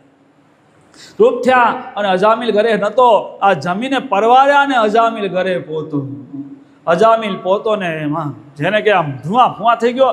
મારા આંગણામાં સાધુ અને અહીંયા કને એને ભોજન, કે તમને અહીંયા કને કેને અહીંયા કને બેહવાનું કીધું? તમે આયા કેમ? કે અહીંયા કે અહીંયા તમારું નામ સાંભળીને આવ્યા. કે અજામિલ બહુ ભગત હે, તો અમે તમારું નામ, ભગતનું નામ સાંભળીને આવ્યા કે ભોજન પ્રસાદ સાધુ સંતોથી એને બહુ પ્રેમ અને ભોજન પ્રસાદ તમને કરાવશે. તમે આવ્યા અને તમારા ઘરવાળા એમને કાચું સીધું દીધું અને ભોજન પ્રસાદ બનાવીને જમ્યો અને ભગવાનને જમાડ્યો. કે ભલે આવી તો ગયા, હવે થાવ રવાના. કે કાં? કે મને તો સાધુને મારી બને નહીં, તમને કહેવાવાળા કોઈ તમારી મસ્કરી કરી હશે. કે ભલે ભાઈ હશે એવું કદાચ, પણ અમે હવે તમારા ઘરનું અન્ન ખાધું હે. કે હવે તમારા ઘરનું આન ખાધું હોય તો આશીર્વાદ દીધા વગર ન જવાય, અને આશીર્વાદ માટે એમ લો કે જમાડ્યા પછી સાધુને દક્ષિણા દેવી પડે. હવે દક્ષિણા દો તો તમને આશીર્વાદ દઈએ કે ખબર ને, આપ સાધુને જમાડીને દક્ષિણા મૂકીએ, એ કે દક્ષિણા શું, હું હોત હાજર ને તો જમવાય ન જડ્યું હોત તમને, એમ તો ઝાંપા ડેલીમાં કરવા ન દીધા હોત કે આ તો હું હતો નહીં એટલે મેળ પડી ગયો તમારું, થાવ રવાના. કે દક્ષિણામાં તમને બીજું કાંઈ નહીં દે, નથી જોઈતું, ખાલી એક વચન દો દક્ષિણામાં, બીજું કાંઈ નહીં, અમને તમારી માયા નથી જોઈતી, કાંઈ નથી જોઈતું, એક માત્ર તમારું વચન આપો. તો કે વચન શું? એ વચનમાં એટલું જ કે તમારા ઘરે પેલી બાઈને સારા દિવસો હતા, તમારા ઘરે જે સંતાન આવે, દીકરો આવે, એનું નામ નારાયણ નાખજો, બસ આટલું અમારી દક્ષિણા. કે એમાં શું હે કે જાઓ રવાના થાવ, ગયેલા નાખીશ નામ નારાયણ. સાધુ સંતો ત્યાંથી રવાના થયા અને એ યાત્રાએ નીકળી ગયા સાધુઓ. આ બાજુ આના ત્યાં સમય પૂરા થતા, 9 માસ પૂરા થતા દીકરાનો જન્મ થયો, અને સાધુએ કીધું કે નામ નારાયણ નાખજે, અને અજામિલે નામ નારાયણ નાખ્યું. નારાયણ નાખ્યું, ને નાનકડું બાળક હોય ને બધાને રમાડવાની મજા આવે, બધા રમાડ્યા હશે. હવે એ નામ નારાયણ નાખ્યું ને એ નારાયણ નારાયણ કરીને બોલાવે, પછી ધીરે ધીરે બાળક મોટું થવા માંડ્યું, કાલું ગેલું બોલે, આમ રડવા માંડ્યું, ધીરે ધીરે હાલવા માંડ્યું, પાછળ પાછળ અજામિલ દોડે, નારાયણ નારાયણ કરે, આમ કરતા નારાયણનું નામ લીધા રાખે. આમ કરતા દિવસો વીતતા વીતતા વીતતા દીકરો મોટો થતો જાય, અને આમ જતા એક સમય એવો આવ્યો ને પોતાનું તો બધું કર્મ એવું હતું કે મદિરાપાન કરવું, વેશ્યાગમન કરવું, શિકાર કરવો, માંસાહાર કરવો, ખોટા કર્મ કરવા, બધા જ પ્રકારના અવગુણ હતા એનામાં. અને બધા પ્રકારના અવગુણ હતા એટલે યમરાજાએ આદેશ કર્યો યમદૂતોને કે જાઓ કે અજામિલનું પાપ બહુ વધી ગયું કે એને ઉઠાવી લાવો નરકલોકમાં. અને યમદૂતોને આદેશ થયો, આ બાજુ અજામિલ ખાટલે હૂતો હતો, અને યમરાજાના દૂતો આવ્યા. ને યમરાજાના દૂતોનો કેવા હોય, એમનો મોટા મોટા શિંગડા, મોટા મોટા દાંત, ને હાથમાં રસ્સો દોરીઓ, ને એક હાથમાં આમ તો હથિયાર, કાંટાળા હથિયાર, આવું બધું લઈને આવ્યા. આ બધા દ્રશ્ય જોઈ અને જ્યારે છેલ્લી ઘડી આવે ને, જે કર્મ કર્યા હોય ને એ હામાં આવે. તો આ કર્મ એને સમજો કે દીઠું આ દ્રશ્ય જોયું કે આ યમદૂતો આવેરા અને હમણાં જ મને બાંધશે અને લઈ જશે, અને બીક લાગીને એટલે એને પોકાર કરી, નારાયણ અહીંયા આવ મને બચાવ, નારાયણ અહીંયા આવ મને બચાવ, નારાયણ અહીંયા આવ મને બચાવ. નારાયણ કરે દીકરાને બોલાવવા મળ્યા, પણ ચોખ ના કરી કે બેટા નહીં, પણ નારાયણ આવો, નામ દીકરાનું હતું, દીકરાને બોલાવવામાં નારાયણ આવ મને બચાવો, નારાયણ મને બચાવો, નારાયણ મને બચાવો. અને ત્યાં ભગવાન વૈકુંઠમાં નારાયણ કહે કે મને યાદ કર્યો હે માટે મને એને બચાવો જોઈએ. છેલ્લી ઘડીએ નારાયણનું નામ લીધું, અને નારાયણ ભગવાનને ત્યાંથી એના દેવદૂતો મૂક્યા, અને દેવદૂતો કીધું કે જાઓ કે યમદૂતોથી તમે આને અજામિલને બચાવો, છોડાવો. અને દેવદૂતો ત્યાં યમદૂતોની સામે આવી ખબરદાર કે આને લઈ ગયા તો કે આ જીવ હવે નારાયણનો હે, કે નારાયણને એમ પોકાર્યા હતા મદદ કરવા, હવે તમે પાછા જાઓ. અમને યમરાજાએ મૂક્યા કે આના પાપ બહુ વધી ગયા કે હજી એની આયુષ બાકી હે 12 વર્ષની. કેટલી વર્ષની? 12 વર્ષની આયુષ બાકી હતી.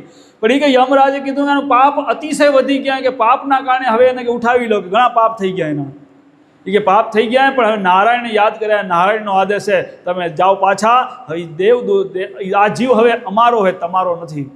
અને યમદૂતોને પાછા વાળ્યા, અને દેવદૂતો યમદૂતોને પાછા વાળીને પાછા ગયા. આ દ્રશ્ય બધું હુતે અજામિલે જોયું, અને આ દ્રશ્ય જોયું એટલે અજામિલને મનથી થઈ ગયું કે કેટલું કહેવાય કે મેં મારા દીકરાને નારાયણ નારાયણ નારાયણ કરીને પોકાર્યો, અને વૈકુંઠના નારાયણે એમ મારી મદદ કરી અને મને બચાવવા માટે એના દૂતો મૂક્યા. જો હકીકતમાં જો મેં નારાયણની ભક્તિ કરું તો મારો શું થાય, તો કેટલો લાભ થાય. અને આ વિચારી અને મનથી એને સમજી લો કે નક્કી થઈ ગયું કે હવે મને આ કોઈ કર્મ ખોટા કરવા નથી, આ ખોટા કર્મના કારણે હજી મારી 12 વર્ષની આયુષ્ય નક્કી થઈ ગયું. દેવદૂત હજી 12 વર્ષની આયુષ બાકી છે, હવે મારા બાકીના 12 વર્ષ છે ને એ હવે નારાયણ માટે કાઢવાના, પ્રભુ માટે કાઢવાના. હવે બધું છોડી દેવું હોય. જઈને ઘરવાળાને કહી દીધું, હવે આ જે કંઈ છે ઘર બાર ખેતીવાડી તમે હાચવજો, હવે આપણા સંબંધ પૂરા, કોઈ કોઈનું નથી રે, કોઈ કોઈનું નથી. નાહકના બધા મરો મથીને ગમે એટલું કરું, આખરે કોઈ આપણું છે નહીં, આપણું કોઈ જ નથી. પણ આપણો ભગવાને એ કે આ જે છે એ તમારું, તમે એને સાચવજો, સોપ્રત કરીને હું જઉં હવે મારા પ્રભુની ભક્તિ કરવા માટે. ત્યાંથી નીકળી ગયો અજામિલ, જંગલમાં જઈ અને કોઈ મહાપુરુષનું શરણ સાધી, દીક્ષા લીધી અને ભગવાનના નામમાં લાગી ગયો. અને 12 વર્ષની ભક્તિ એની પરિપક્વ થઈ ત્યારે ભગવાનના વધામણા વૈકુંઠમાંથી સમજી લો કે એનો તેડા આવ્યા અને એનો ભગવાનના ધામમાં વૈકુંઠમાં વાસ થયો. એવો અધર્મી સમજી લો અજામિલ હતો, પણ ભગવાનના નામના પ્રતાપે એને વૈકુંઠમાં સમજી લો કે વાસ થયો. પણ એનું બગડ્યું ક્યાં? એ તો પહેલો તો નાનપણમાં પોતે બ્રાહ્મણ હોવા છતાં રોજ સંધ્યાપાઠ કરતો નિયમિત, પણ ખાલી એક જ વખત એને ખરાબ કૃત્ય જોયું વેશ્યાનું, અને એનાથી એનું મન બગડ્યું, આચરણ બગડ્યું, એનું જીવન બગડી ગયું. અને આખરે કોઈ પૂર્વજન્મનો એવો કોઈ સત્કર્મ હશે કે જેના કારણે સાધુનો સંગ થયો અને પાછું એનું જીવનનું પરિવર્તન થયું અને ભગવાનની પ્રાપ્તિ થઈ. પણ આપણા જીવનમાં આમ લો કે એવો મોકો મળે કે ન મળે, માટે આપણે સત્કર્મના માર્ગે હાલવું, નાદ છંદ ભૂયા જોવા નહીં. આ ટીવી ને મોબાઈલમાં ઈ જ આવે અને એમાં ચોટ્યા રહેશું તો આપણે એમ તો ભગવાનથી છેટા થશું. અને કદાચ ન રહી શકાય અત્યારના સમયમાં તો એમાં સારો કાર્યક્રમ આવે, પણ સારા કાર્યક્રમ જોવાના બહુ ઓછા હોય. એમાં આવે તમને કેવું, દરેકને પોતાનું કલ્યાણ કરવું હોય, કોઈને અધોગતિ ખપતી નથી. જો અધોગતિ ન કરવી હોય અને કલ્યાણ જ કરવું હોય તો જે પોતાનું કલ્યાણ કરી ગયા એવાના ચરિત્ર જો. મીરાબાઈનું ચરિત્ર જો, નરસિંહ મહેતાનું ચરિત્ર જો, સંત મૂળદાસનું ચરિત્ર જો, સંત નામદેવનું જો, સંત એકનાથનું જુઓ, સંત ગોરાકુંભાનું જુઓ, સંત રોહિદાસનું જુઓ, સંત સખુબાઈનું જુઓ. અનેક મહાપુરુષો આવા થઈ ગયા. નાયાજી મહારાજ, ભાભારામ, કીકીબાઈ, અનેક મહાપુરુષો, એના ચરિત્રો વાંચો કે એ કેવું જીવન જીવી ગયા. આપણી સમાજની અંદર પણ અનેક મહાપુરુષો થઈ ગયા કે જે એમ લો કે પોતાનું જીવન ભક્તિમય પ્રભુમય બનાવી અને સાર્થક કરી ગયા. એવાના ચરિત્ર વાંચો, અને એવાના ચરિત્ર વાંચશો, એવાના ચરિત્ર કદાચ ટીવી કે મોબાઈલમાં જોશો તો તમારા વિચારોનું પણ પરિવર્તન થશે. તમારા વિચારો શુદ્ધ થશે, ભગવાનથી પ્રેમ જાગશે, ભગવાનમાં પ્રેમ વધશે અને ભગવાન માટે કંઈક કરવાની ઈચ્છા થશે. જોઉં તો આવું જ. ખબર છે કે અત્યારે તમે જોયા વગર રહી નહીં કોઈ નક્કી છે. રહી જોશો, પણ જોઉં કેવું? તમારું જેવું કરવું હોય એવું જોઉં. તમારું કલ્યાણ કરવું હોય તો જે કલ્યાણ કરી ગયા એના ચરિત્ર જોજો, નહીં તો જેવું જોશો એવું સમજો કે મન બનશે, અને જેવું મન બનશે એવી આપણી ગતિ થશે. તો અજામિલ જેવું ન થઈ જાય, માટે આપણે ઉત્તમ જોવું અને ઉત્તમ વિચારવું ને બધું ઉત્તમ કરવું. તો નાચ છંદ ભવ્યા જોવાની છલબે સદગોર ખોવાશઈ, માટે એનાથી છેટું રહેવાનું. એટલે 600 વાર પહેલાં કહી ગયા. ઓલ્યા ભવાઈએ તો 12 મહિનામાં 1 કે 2 વાર ગામમાં આવતા હોય. આ તો ખીચામાં ઘરી આવ્યા, ખીચામાં ઇન્ટરનેટથી સીધા ખીચામાં જઈ ખોલો ને તઈ હાજર. તો ક્યાં માથા બગાડી નાખ્યા. અને આ મોટામાં મોટું અત્યારે જો ભક્તિમાં જો સમજો કે વિઘ્ન નાખતો હોય તો અત્યારે મોબાઈલે મોટામાં મોટું વિઘ્ન નાખનારા મોબાઈલે. હા, જો વિવેક બુદ્ધિ હોય અને જો વિવેકથી જેને વાપરવામાં આવે તો વિઘ્નરૂપ ન થાય. જો વિવેક ગુમાયો તો એ આપણે અધોગતિમાં લઈ જાય મોબાઈલ. માટે કામ સિવાય મોબાઈલને વાપરવો નહીં. અને કામ સિવાય વાપરશું તો એને કામ વગર જો હેરાન કરીએ તો સમજી લો કે આપણે હેરાન કરી નાખે. દાખલા તરીકે તમને કોઈ કાંઈ કામ ન રોજ આવીને એમ લો કે ટાઈમ તમે કામ કરતા હોય, તમને એમ લો આવીને વાતો કરાવીને કામમાં ડિસ્ટર્બ કરે તો રાજી થાવ ખરા? ના કરો, ના થઈ રાજી. તો આપણે એમ લો કે જે કામમાં વિક્ષેપ નાખે અને કામ વગર હેરાન કરે તો શું કરો તમે? એને મોઢું ન દો, ધ્યાન ન દો એની વાતમાં, કે પોતે કંટાળીને પછી આવતો બંધ થાય. તો આપણે એમ લો કે મોબાઈલને માણસ સિવાય કોઈ હેરાન નથી કરતું. એક માણસ જ મોબાઈલને હેરાન કરેલું. તો કામ સિવાય જો એને હેરાન કરશો તો એ નાખશે એમ એવી જગ્યાએ અધોગતિમાં નાખી દેશે 1,84 ફેરામાં. માણસ સિવાય કોઈ કૂતરા, બિલાડા, ગધેડા, પક્ષી કોઈ એને હેરાન નથી કરતું. માણસ જ એને હેરાન કરેલું. માટે એને આપણે કામ સિવાય હેરાન કરવો નહીં. વાપરવાની નામથી જગતની બધી જ વસ્તુ આપણા માટે છે. જગતની બધી જ વસ્તુ આપણા માટે, પણ એનો વિવેકથી ઉપયોગ કરવો. જો વિવેક ગુમાવીને ઉપયોગ કરશું તો એ આપને અધોગતિમાં નાખશે. ઝેર છે ખરાબ કહેવાય, ઝેર તો બધાથી ખરાબ કહેવાય, પણ ઝેરનો ગમે એટલો આ ખેતીવાડીમાં વાપરેલા ઝેરથી જ પાક થાય. પણ એ અમે લોકો ગુલાબી કલરનું આવે, પીળા કલરનું આવે, નીલા કલરનું આવે, હખર કલરનું આવે, કે એનો શરબત બનાવીને ન પીવાય.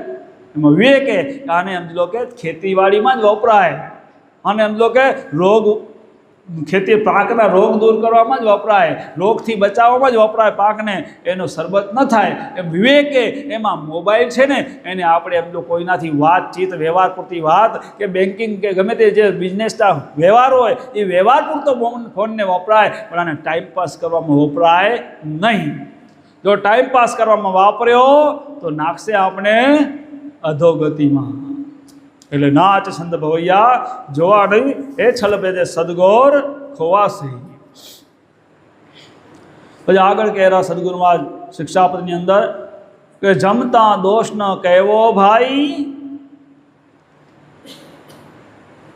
અને વખાણવું પણ વખોડવું નહીં. જમતા આવીએ ત્યારે એનો દોષ ન કાઢવો. આ ખાટું હોય, આ મીઠા વગરનું હોય, આ મોડું હોય, આવું હોય, ફીકું હોય, એને જમવા ટાણે દોષ ન કાઢવો, એનું વખાણ કરવા, પણ વખોડવું નહીં. કેમ કે અન્ન પણ દેવ, આપણે કહીએ ને અન્નદેવ, અન્નને પણ દેવ કહ્યા, જળ દેવ, અન્નદેવ, અગ્નિદેવ, આ બધા દેવ. એટલે કે કહેવામાં આવ્યું કે આગમાં એઠું પાણીને નાખવું જાણી, કેમ કે એ દેવ, તો દેવને સમજો એમાં અશુદ્ધ પાણી ન પડે.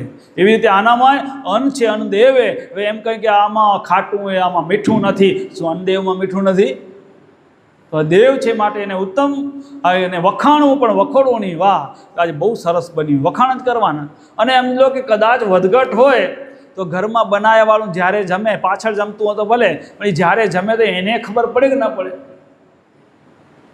પેલો કારિયારો કરી નાખી ગજ્જે હોય. હા, કોક એવું હોય કે એને કેવું પડે, પણ જનરલી તો સમજી લો એને ખબર પડે, અવાજની બધાને ખબર પડે કે હા મીઠું ઓછું થઈ ગયું, હવે રે ખબર ન પડ્યા પછી પોતે કે એ તમે કહેતા નથી કે આજ મીઠું ઓછું હતું, તમે કહેતા નથી આજે આ મરચું ઓછું હતું, તો પોતે જ કે પણ પહેલું જ આમ આ તમે મીઠું ઓછું નાખ્યું ને આમ ઓછું આમ નાખ્યું, પહેલું જ કરી નાખો તો પછી ઓલ્યા ખારા થાય. એ કંઈક તો થઈ જાય ને, કંઈક થાવ ને. હવે કેરા થઈએ અને પ્રેમથી વખાણ કરી રાખો તો કે વખાણ કરેલા પણ છે એ સમજીને વખાણ કરવાના હો, નકો રોલો પડી જાય પાછો. જો આમાં વિવેક નહીં હોય તો લોચો પડી જશે.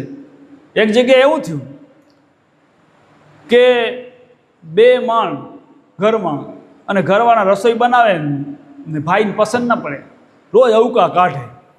આજે આવું હોય ને મીઠું નથી ને આ નથી ને હું નથી, રોજ અવકા કાઢે. તે એકવાર એ સાધુ કને ગયો છે ભાઈ કીધું કે રોજ અમારા કાર્યારો થાય છે અને ઘરમાં બે માણ ડખો થાય એના હારું કરીને. તે એક કામ કરવાનું કે ડખો મટાડવો હોય તો બાયુને વખાણ બહુ પસંદ હોય. એટલે તમારે જે બાયું કામ કરે ને એ કામમાં વખાણ કરવાના, તો એ ઘરવાળા રાજી કે.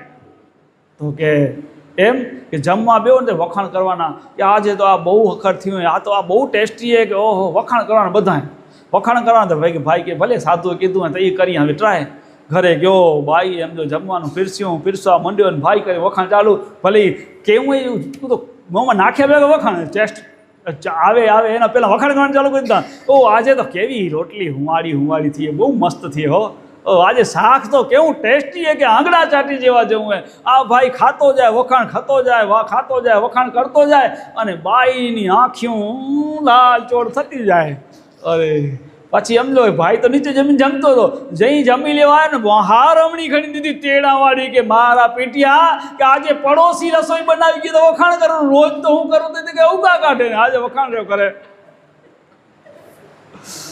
એટલે આવું ન થાય હો, પાછું જોજો, એ સમજીને કરજો. કરજો કે ચેતી એટલે કીધું પાછું એ કીધું એમ આ બધા શબ્દો છે ને ક્યાં લાગુ પડતા હોય ત્યાં આમ લાગટ વાંચતા હોય, પણ જ્યાં લાગુ પડે ત્યાં એને ગોઠવવો પડે. ચોખ્ખાઈ ચતુરાઈમાં રહેવું ભાઈ, એટલે ચતુરાઈમાં રહેવું કે આમ પછી વખાણ કરવામાં ક્યાંક આટામાં ના આવી જવાનું. અને સૌથી તો સૌથી વધુ ઉત્તમ કયું? ન બોલવામાં 9 ગુણ, છાનું માનું ખાઈ લેવું, ન વખાણ કરવા ન અવગુણ ગાવા. પછી પોતે સમજી જાય, બરાબર ન બન્યું હોય તો ખબર પડે, બરાબર નથી, બરાબર હતો પોતે સમજી જાય. એ સારું નકો ક્યાંક આટામાં ના આવી જાય. તમે તો બધા હોશિયાર છો એટલે વાંધો નથી. તો તો આવું થાય, પણ વખાણું પણ વખોડો નહીં, કેમ કે અન્ન પણ દેવે. આ તો શું વચ્ચે ફરસાણ આવે તો ઊંઘ ના આવે, ઊંઘ આવી જાય, ફરસાણ ના આવે.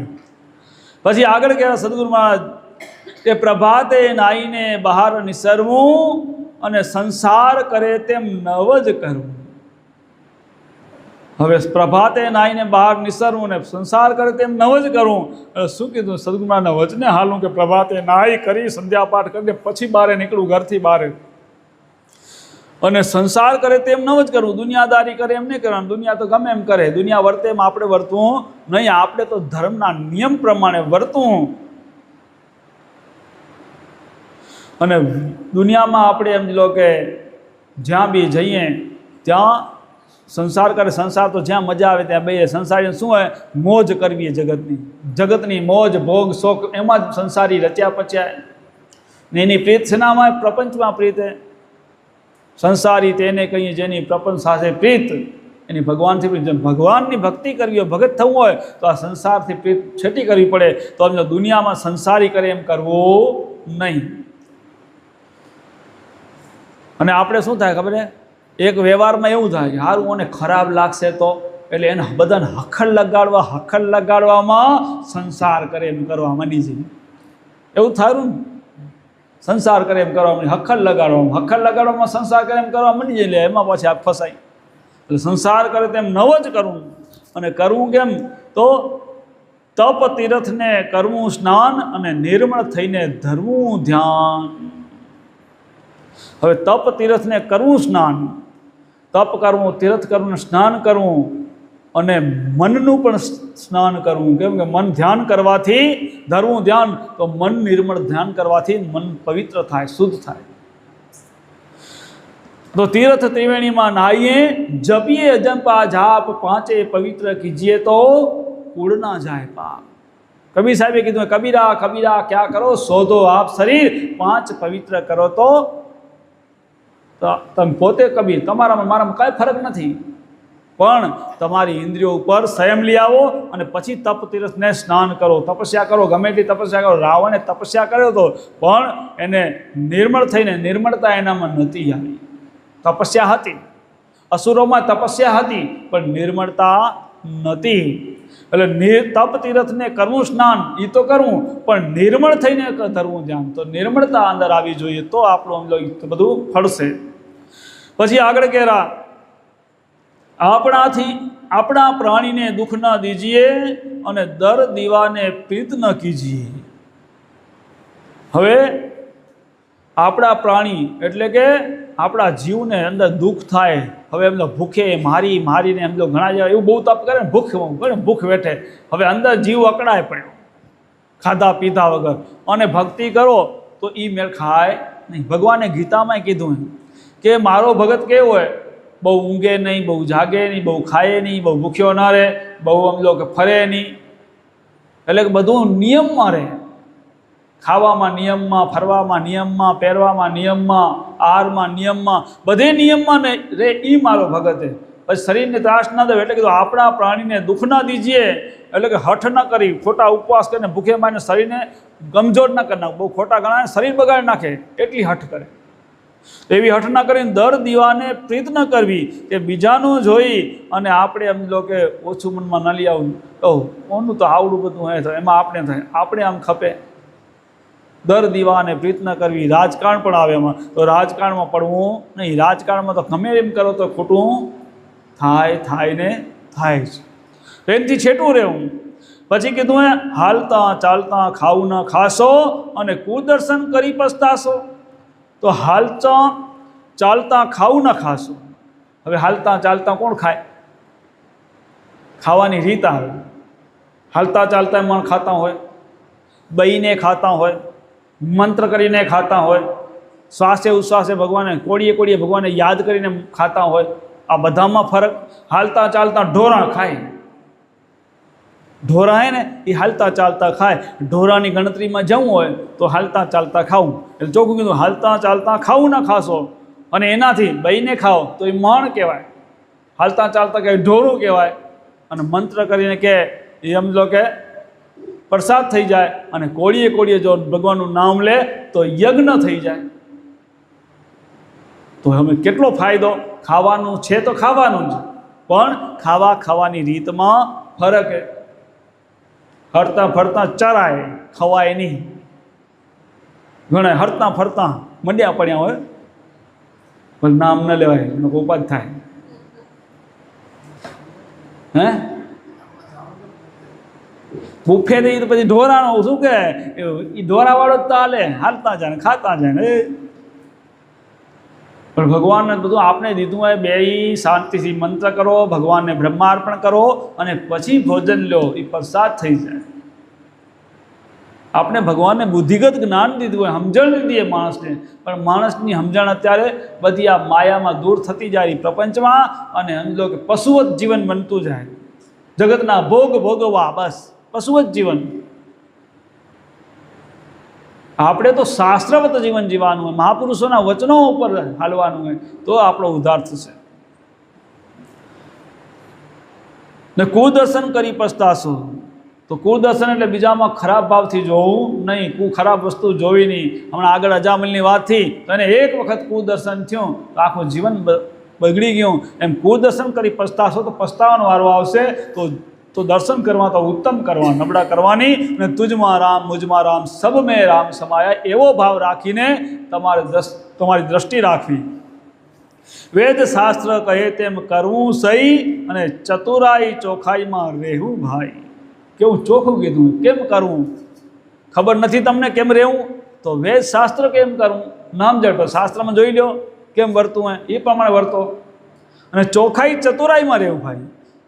તો ચોખાઈ અને ચતુરાઈ, ચોખાઈ એટલે પવિત્રતા રાખવી, ચતુરાઈ એટલે ચતુર થવાનું કે મારાથી કોઈ દોષ ન થઈ જાય, મારાથી કોઈ શાસ્ત્ર વિરુદ્ધ પગલું ન ભરાઈ જાય, આવી ચતુરાઈ રાખવાની. શાસ્ત્ર વિરુદ્ધ પગલું ભરાઈ જાય તો બંધન થાય, દોષરૂપ થાય. એટલે એવું પગલું ન ભરાય, એમાં ચતુર એને કહેવાય. બીજાને છેતરી આવે એ હોશિયારી કહેવાય, એ ચતુરાઈ કહેવાય નહીં. છેતરાવું નહીં, કોઈને છેતરવું હોય નહીં, છેતરાવું નહીં. અને કદાચ છેતરાઈ જાય તો વાંધો નહીં, એમાં નુકસાન નહીં થાય, પણ છેતરશું તો નુકસાન આવશે. એક વખત રામાયણનો દાખલો હોય. રામાયણની અંદર જ્યારે રાવણ સીતાહરણ કરી ગયો, પછી જ્યારે રામ સીતાને ગોતતા ગોતતા સમુદ્ર કિનારે પહોંચતા, અને સમુદ્ર કિનારે આવી ગયા, અને પછી ત્યાં સામે પાર જવા માટે બધું આયોજન થતું હતું કે હવે કેવી રીતે એમ લોકો લંકા સુધી પહોંચવું. બધા સમાચાર મળી ગયા, લંકામાં રાવણ લઈ ગયો, પણ હવે લંકા સુધી પહોંચવું કે વચ્ચે સમુદ્ર, આ બધું ચાલુ હતું.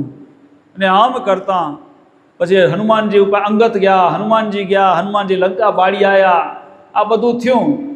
અને પછી રાવણને એનો ભાઈ નનકડો વિભીષણ સમજાવવા ગયો, ભાઈ હવે એમ જો રામનો દૂત જો આખી લંકા એકલો બાળી જતો હોય તો રામ બડુકો કેવો હશે? જો રામનો એકલો ખાલી એક દૂત જો સમજો આખી લંકાને બાળી જાય, આપણે કંઈ ન કરી શકીએ, તો રામ પોતે કેવા હશે કે એનો દૂત જો એટલું કરી શકતો હોય. તો એટલે માટે સીતાને પાછા હોપી દો. એમાં આપણી લંકાની, આપણી એટલો કે જ્ઞાતિની ભલાઈ, એમાં આપણી સમાજની. પણ રાવણ અભિમાનમાં માન્યો નહીં, અને એને દેશવટો આપ્યો, એને નગરમાંથી બારે કાઢી મૂક્યો. ત્યારે વિભીષણ તો હતા માયાવી, એટલે એ આકાશ માર્ગે જઈ શકતા, એ આકાશ માર્ગેથી આ બાજુ રામને રહેતા હતા ત્યાં આવવા માંડ્યા. આકાશ માર્ગથી આવતા જોયા એટલે લક્ષ્મણે ને આ અંગતેને વાત કરી કે આકાશ માર્ગે કોઈ આવેલું કે લંકા બાજુથી. તો સીધું લક્ષ્મણ ગરમ થઈ ગયા, હમણાં જ કે આકાશમાં જ એને ઉડાડી દઉં, પાણી નાખી દઉં. રામે કીધું ટાઢા થાવ, ટાઢા, કે લક્ષ્મણે કીધું ટાઢા કર્યા. કે એ કોણ આવેલું, શું કામ આવેલું, આપે ક્યાં જાણી રહ્યા? એ કે બાજુ આ છેતરવા જ આવતા આપણાથી, કોઈ એમ કે એનો ગુપ્તચર હશે કોઈ, કે પેલું જાણ્યા વગર આપણે કેમ નક્કી કરવું? એને આવા તો દો પછી જોશું. એ કે છેતરી જશે આપણે. આપણે છેતરવામાં દોષ છે, પણ છેતરાવામાં કોઈ દોષ નથી. રામ કે છેતરાઈ જવામાં કોઈ દોષ નથી, પણ છેતરવામાં દોષ છે. એ રામે રામાયણમાં લક્ષ્મણને કીધું. એ વખતે રામ તો બધું જાણતા હતા, કોણ આવેલું, શું કામ આવેલું, પણ રામ ખોલાસો સીધો તો પછી સમજો રામની લીલા ન થાય એમ કહી દે તો ભગવાનની લીલા ન થાય. બાકી ભગવાન તો બધું જ જાણે, ભગવાનને કરવી હતી લીલા. એટલે કીધું ને એને સમજાવવાનું, જગતને ઉપદેશ દેવાનું કે છેતરાવામાં કોઈ દોષ નથી, છેતરવામાં દોષ છે. એટલે આપણે ચોખાઈ ચતુરાઈમાં રહેવું. ચતુરાઈમાં એટલે કે આપણાથી કોઈ દોષ ન થાય એ કાળજી રાખવી, એ ચતુરાઈ કહેવાય. કોઈ છેતરી લે એ ચતુરાઈ ન કહેવાય, હોશિયારી કહેવાય. અને હોશિયારી કરવામાં દોષ લાગે પણ ચતુર રહેવું કે કોઈ દોષમાં ન પડીએ તો આપણું કલ્યાણ થશે. અને આયા છૂટવા માટે જો આમાં જો ખ્યાલ નહીં રાખી, ચતુર નહીં થઈએ તો જગતમાં બંધાઈને પાછા જશું. 4 જુગ ગયા તમને ઢૂંઢતા હજુ એ ના આવ્યો છે, પણ અથર્વવેદને વાક્ય ચાલશો તો નિવેડા થાશે અણી દે, તો આ શરીરથી જ તમારું કલ્યાણ થઈ જશે.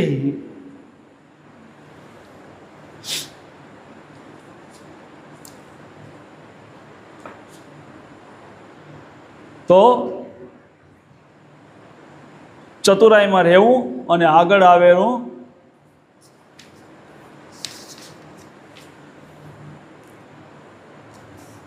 આજનો હમણાં પૂરું કરી, વરસાદી દેખાઈ રહી એટલે કાલે લેશું. કાલે ને જીવનમાં ઉતારી આપણું જીવન સફળ બનાવજો અને સદગુરુના કીધા માર્ગે હાલી અને સદગુરુની કૃપા મેળવી અને મોક્ષ ગતિને પામજો એવી પરમાત્માને પ્રાર્થના. બોલો સદગુરુ દેવ કી જય. નિષ્કલંકે નારાયણ ભગવાન કી જય. ને જીવનમાં ઉતારી આપણું જીવન સફળ બનાવજો અને સદગુરુના કીધા માર્ગે હાલી અને સદગુરુની કૃપા મેળવી અને મોક્ષ ગતિને પામજો એવી પરમાત્માને પ્રાર્થના. બોલો સદગુરુ દેવ કી જય. નિષ્કલંકે નારાયણ ભગવાન કી જય.